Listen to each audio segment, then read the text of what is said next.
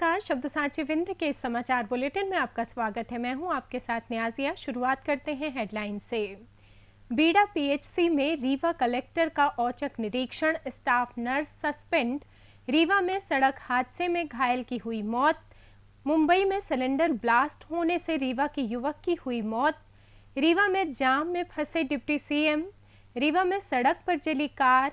रीवा में एसआईआर के काम में लगे बीएलओ को हुआ ब्रेन हैमरेज। रीवा में शिक्षा विभाग ने रोकी अतिथि शिक्षक की वेतन। 17 साल की लड़की से रेप का आरोपी रीवा से गिरफ्तार। रीवा में कार्यपालन यंत्री का ऑडियो सामने आया। रीवा में 2 बार मतदान करने वाले शासकीय कर्मचारियों पर नहीं हुई कार्रवाई। रीवा में पिकअप वाहन पलटने से 2 घायल। नौकरी मांगने रीवा संभागायुक्त कार्यालय पहुंची युवती। और प्रदेश में नवंबर के आखिरी सप्ताह में राहत, दिसंबर में होगी कड़ाके की ठंड। जादू देखा है, हम दिखाते हैं।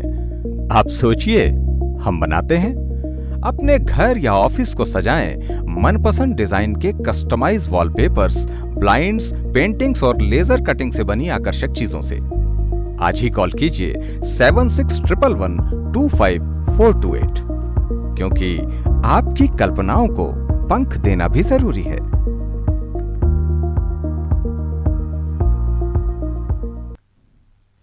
अब खबरें विस्तार से।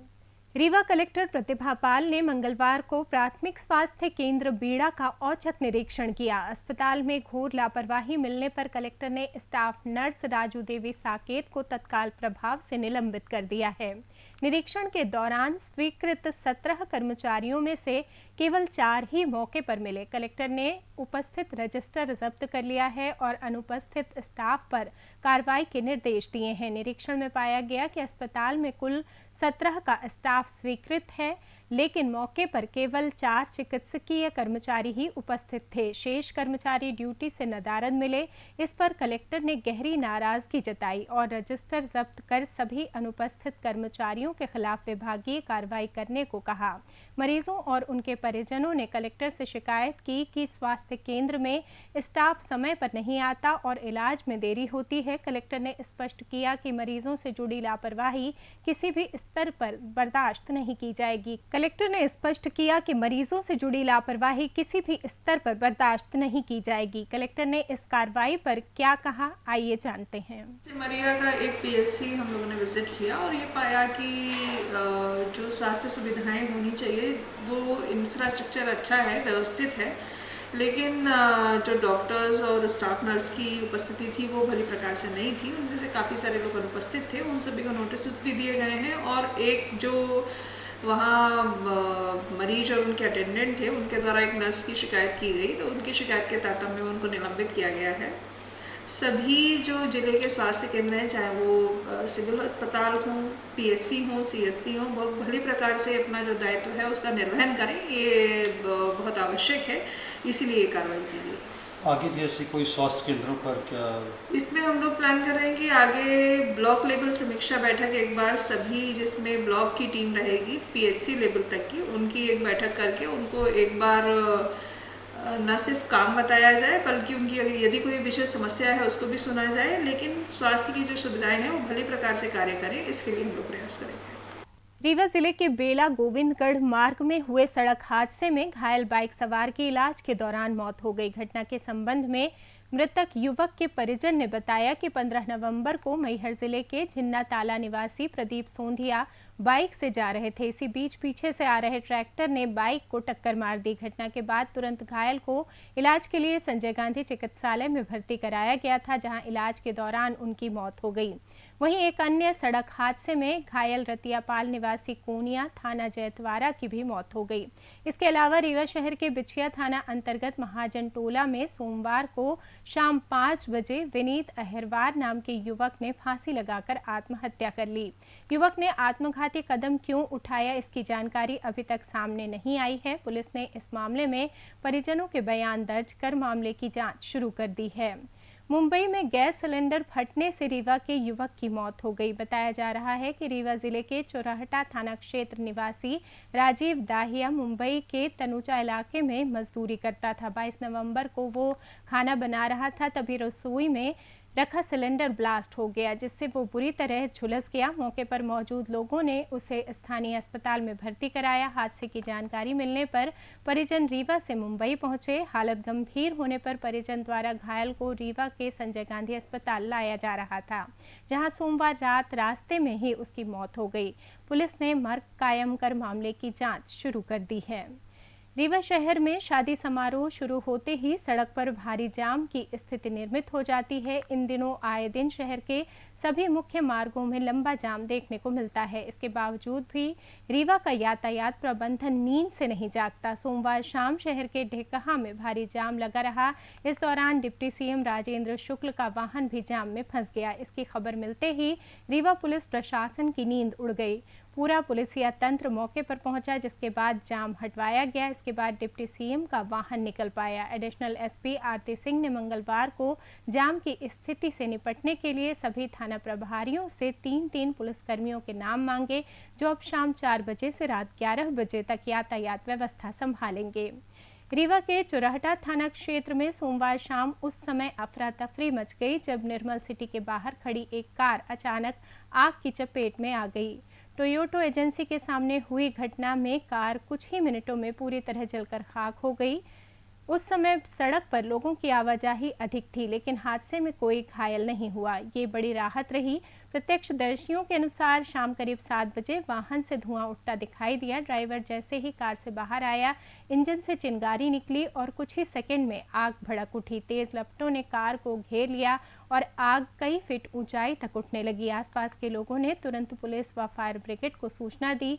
सूचना तुरंत दी गई थी, लेकिन प्रत्यक्षदर्शियों का कहना है कि दमकल दल मौके पर तब पहुंचा जब कार लगभग पूरी तरह जल चुकी थी। फायर ब्रिगेड की देरी को लेकर स्थानीय लोगों ने नाराजगी जताई। लोगों का कहना था कि समय पर पहुंचने पर कार को पूर्ण रूप से जलने से बचाया जा सकता था। रीवा जिले में सोमवार को एसआईआर प्रक्रिया के दौरान एक बीएलओ को ब्रेन हेमरेज हो गया।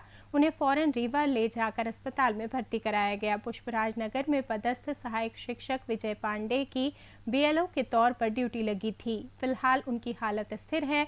पूरा मामला सोमवार का है। परिजन का आरोप है कि वे कई दिनों से एसआईआर सर्वे में लगे हुए थे। इसी दौरान उन्हें हल्का बुखार भी था। तबीयत बिगड़ने के बाद भी नोडल अधिकारी लगातार सर्वे पूरा करने का दबाव बनाते रहे। परिजन का कहना है कि जिम्मेदार अधिकारी न केवल बीमारी को अनदेखा कर रहे थे, बल्कि समय सीमा के नाम पर मानसिक दबाव भी डाल रहे थे। ये पूरी तरह से प्रशासनिक लापरवाही का नतीजा है। परिजन ने नोडल अधिकारी के खिलाफ कार्रवाई की मांग की है। वहीं शिक्षा विभाग और प्रशासन पर भी सवाल उठ रहे हैं कि बीमारी की जानकारी के बाद राहत क्यों नहीं दी गई। विजय पांडे ने इस पर क्या कहा, आइए जानते हैं। वो बोले कि आप बीमार नहीं हैं, मेरा हाथ देखे बुखार उखार आपको नहीं, आप बहाना कर रहे हैं, आप ब्राह्मण होकर झूठ बोल रहे हैं। चलिए मेरे साथ गाड़ी में बैठिए फील्ड में। फिर मुझे ले गए फील्ड में, बोले आप फीडिंग कराइए। फिर ले आए तो मैं दिन में पूरा दिन फीडिंग करवाया। बोले हमको काम की प्रगति चाहिए नहीं, मैं सस्पेंड करा दूंगा। हाँ, पूरा दिन फीडिंग करवाए। मेरी तबीयत खराब थी परसों, बहुत ज्यादा खराब। उनसे बताया हमने सवेरे ही फोन करके। बोले काम का भी बहुत प्रेशर था। हाँ, काम का प्रेशर था। बोले हमको रिजल्ट चाहिए। जिम्मेवार आप ही हैं। हमने कहा और लोग हैं। बोले आप शिकायत भर करते हैं, काम नहीं करते। मंगलवार को रीवा कलेक्टर कार्यालय में कलेक्टर प्रतिभा पाल ने जन सुनवाई की। उन्होंने आवेदकों से उनकी समस्या जानने के बाद संबंधित विभाग के अधिकारियों को मामले में निराकरण करने के निर्देश दिए। जन सुनवाई में शिकायत करने पहुंची सिमरन बानो मनिहार ने शिकायत करते हुए बताया कि वो सिरमौर के डोल गांव में संचालित स्कूल में अतिथि शिक्षक के पद पर पदस्थ हैं। 22 अगस्त से वो स्कूल में सेवा दे रही हैं, लेकिन स्कूल प्रबंधन ने अब उनकी जगह दूसरे शिक्षक की नियुक्ति कर दी है। उनका आरोप है कि स्कूल प्रबंधन की तानाशाही से उनका वेतन नहीं मिल पा रहा है और अब उन्हें नौकरी से भी बाहर करने की तैयारी की जा रही, जबकि उनकी ऑनलाइन ज्वाइनिंग की गई थी और उन्होंने ऑनलाइन एवं रजिस्टर में अपने हस्ताक्षर भी किए हुए हैं। कलेक्टर ने इस मामले में शिक्षा अधिकारी को जांच करने के निर्देश दिए हैं।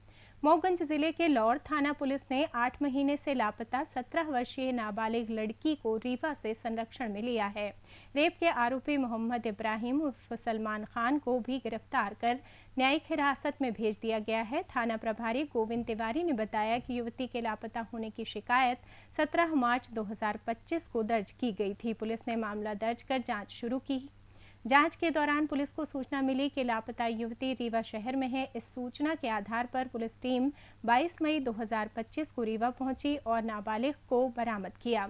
पुलिस पूछताछ में युवती ने आरोपी मोहम्मद इब्राहिम उर्फ सलमान खान पर रेप का आरोप लगाया। गिरफ्तारी के दौरान पुलिस ने आरोपी के कब्जे से वो पिकअप वाहन भी जब्त किया जिसका उपयोग नाबालिग को ले जाने के लिए किया गया था। थाना प्रभारी ने बताया कि युवती का मेडिकल परीक्षण कराया जा रहा है और जरूरी परामर्श सेवाएं दी जा रही हैं। मामले की आगे की जांच जारी है।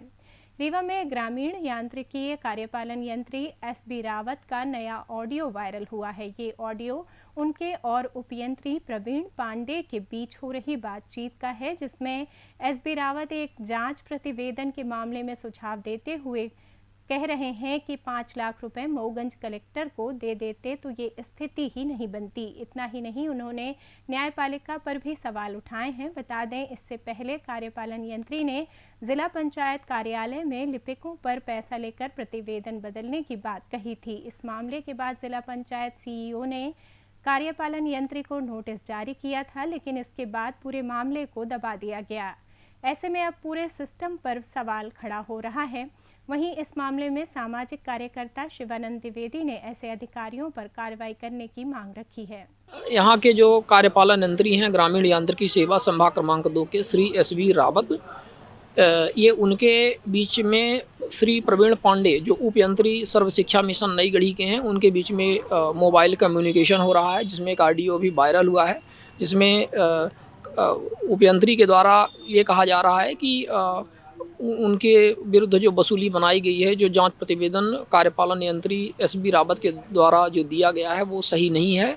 तो इसमें एसबी रावत के द्वारा विभिन्न प्रकार से बातें की जा रही हैं, जिसमें ये कहा जा रहा है कि आप हाई कोर्ट चले जाओ, वहाँ से स्टे लेकर के आओ, 2-4 लाख रुपए खर्चा कर दो, ऐसी बातें आ रही हैं। फिर कम्युनिकेशन के दौरान इनका ये भी चर्चा होती है कि मतलब आप कलेक्टर मऊगंज को, चूँकि वहाँ पे 4 महीने फाइल दबी रही और जो शिकायतकर्ता पार्टी है वो हाई कोर्ट गई, वहाँ पर कंटेम्प्ट भी लगाया, तो इस दरमियान यदि आप उनको 5 लाख रुपए पहुँचा देते हो तो ये नौबत नहीं आती।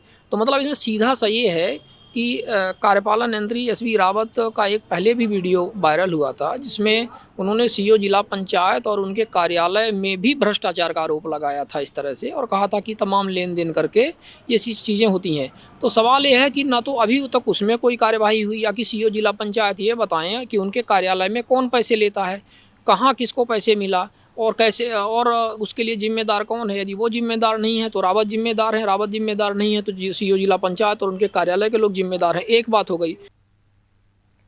रीवा में त्रिस्तरीय पंचायत चुनाव के दौरान 4 शासकीय कर्मचारियों के द्वारा 2 बार मतदान करने के मामले में अब तक कार्रवाई नहीं हुई है। इस मामले को लेकर सामाजिक कार्यकर्ता शिवानंद द्विवेदी ने रीवा संभागायुक्त से मुलाकात कर कार्रवाई की मांग की है। इस पर संभागायुक्त ने त्वरित जांच कर कार्रवाई के निर्देश दिए हैं। बता दें कि इस मामले में रीवा जिला पंचायत द्वारा जांच कराई गई थी, जिसमें प्रतिवेदन के आधार पर कार्रवाई नहीं हुई। इन कर्मचारियों ने एक चरण में जहां अपनी ग्राम पंचायत में मतदान किया, वहीं दूसरे चरण में दूसरी पंचायत में फिर से मतदान किया, जो नियमतः गलत है।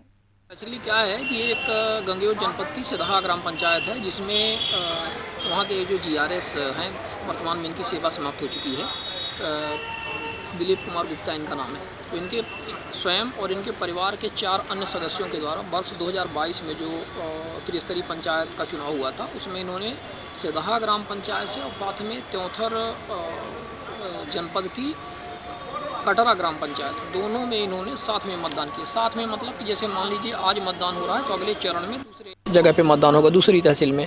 तो पहले इन्होंने एक चरण में मतदान किया एक पंचायत में, फिर दूसरे चरण में मतदान किया दूसरे पंचायत में। दोनों जगह इनके नाम थे और इन्होंने चिन्हित मतदाता सूची में आरटीआई से प्राप्त जानकारी में प्रमाणित हुआ। हमने शिकायत की, शिकायत के बाद इसकी जांच करवाई गई सीईओ जिला पंचायत के द्वारा।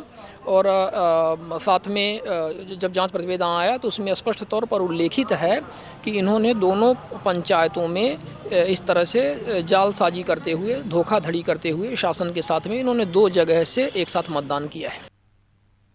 रीवा जिले के सगरा थाना क्षेत्र में मंगलवार दोपहर एक पिकअप वाहन जो बारात से सामान लेकर लौट रहा था, अचानक रोड से नीचे उतर गया। हादसे में 2 लोग घायल हो गए हैं। बताया जा रहा है कि पिकअप में बैठे एक व्यक्ति का पैर गया है। हादसे की जानकारी मिलते ही मौके पर पहुंची सगरा पुलिस ने घायलों को इलाज के लिए संजय गांधी अस्पताल भिजवाया, जहां उनका इलाज जारी है। रीवा संभागायुक्त कार्यालय में मंगलवार को कमिश्नर बीएस जामोद कार्यालय पहुंचे, लोगों से चर्चा कर उनकी समस्याओं को सुना, साथ ही आवेदन पर कार्रवाई करने का आदेश दिया। इस दौरान एक युवती ने बताया कि उसे नौकरी चाहिए। इस पर आयुक्त ने कहा कि नौकरी के लिए जगह निकलती है, आवेदन होते हैं, इसके लिए एक पूरी प्रक्रिया है, ऐसे नौकरी नहीं मिलती है। रोजगार चाहिए तो बताओ, रोजगार हम दिला सकते हैं। इसके साथ ही संभागायुक्त कार्यालय में आंगनबाड़ी की नियुक्ति में हुई अनियमितताओं को लेकर भी कई शिकायतें पहुंची हैं, जिस पर संभागायुक्त ने जांच के निर्देश दिए हैं। अब बात करते हैं मौसम की। अब की बार मध्य प्रदेश ने नवंबर में ही रिकॉर्ड तोड़ दिए। भोपाल में 84 साल बाद सबसे ज़्यादा ठंड रही तो इंदौर में 25 साल का रिकॉर्ड टूटा। लगातार 15 दिन तक प्रदेश में शीतलहर भी चली, लेकिन नवंबर के आखिरी सप्ताह में कड़ाके की ठंड से थोड़ी राहत मिलेगी। मौसम वैज्ञानिकों के अनुसार अगले 4 दिन तक प्रदेश में कहीं भी शीतलहर नहीं चलेगी, लेकिन दिसंबर के पहले सप्ताह में कड़ाके की ठंड का दौर फिर से शुरू हो जाएगा। इधर साइक्लोनिक सर्कुलेशन की वजह से प्रदेश में बादल छा रहे हैं। लगातार तीसरे दिन कई जिलों में हल्के बादल रहे, इससे दिन में ठंडक बढ़ गई है। बता दें कि प्रदेश में 6 नवंबर से ही कड़ाके की ठंड का दौर शुरू हो गया था। आमतौर पर नवंबर के दूसरे पखवाड़े से तेज ठंड पड़ती है, लेकिन इस बार पहाड़ी राज्य हिमाचल प्रदेश, उत्तराखंड और जम्मू कश्मीर में समय से पहले बर्फबारी हो गई। इस वजह से बर्फीली हवाओं से एमपी भी कांप उठा। इसी के साथ ये समाचार बुलेटिन समाप्त हुआ। कल फिर मिलेंगे नई खबरों के साथ।